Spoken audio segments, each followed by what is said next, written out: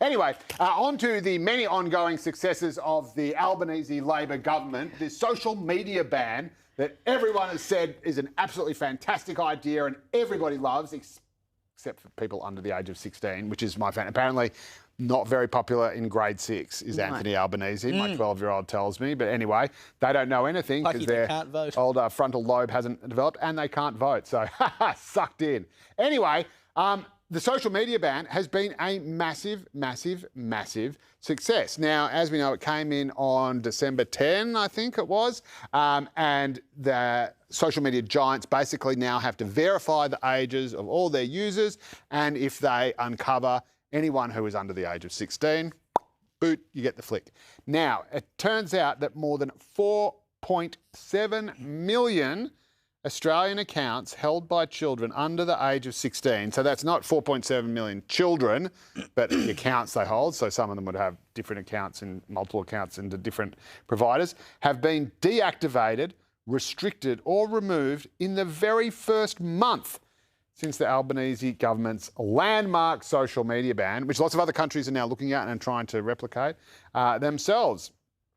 So, what do we think? Just another victory for Albo? Well, going great, isn't he? That's all we have time for. So we know how many have been shut down. We know how many have been created in that time. No, but because there are plenty of kids saying that they're just getting around the age restriction. Well, you know, reading some of the articles about it, there's kids that have got Instagram accounts who are 14 and their date of birth on Instagram is 1960, which makes them older than me. Nice. A lot older than me.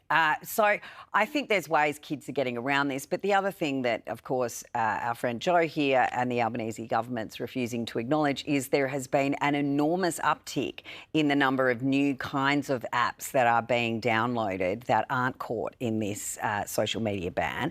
And a lot of them perform very, very similar functions to the ones that have been banned. So video sharing, message sharing, and platforms that allow kids to do exactly what they were doing before. And kids are always going to get around these things. I'm not quite sure it's the huge success that Joe is singing the praises of. But, you know, if this helps parents get their kids off some of the apps, if kids are getting out to play, I think this needs to be looked at. It's a tool for parents. It's not going to be a silver bullet. Kids are going to get around it. There's going to be new apps. Some it's will. Always going to change. Most probably won't. Most will probably... I mean, kids are pretty good at following the rules. We often hang... Some are. Yeah, some are. But again, if kids know... Firstly, it makes it so much easier for parents to say, you can't do that, because the first thing you ask is why? Why can't I? Why can't I? You say because it's against the law, because Albo said so. So there. Well, that'll work for the kids. Albo will come and get you. But you use the social media. You say it's against the law, and if you do it, the police are going to come around and they're going to lock you up, and I'll never see you again. And some kids would say, "Fantastic, see you later." Particularly teenagers. But it makes it that much easier. And you know, yes, there will be workarounds, and kids are still going to go on, you know, YouTube on the internet. Like, so the YouTube app gets banned if you're a kid, but you just go on there. You can't have an account. You can still use these. YouTube.com. You can still use these services.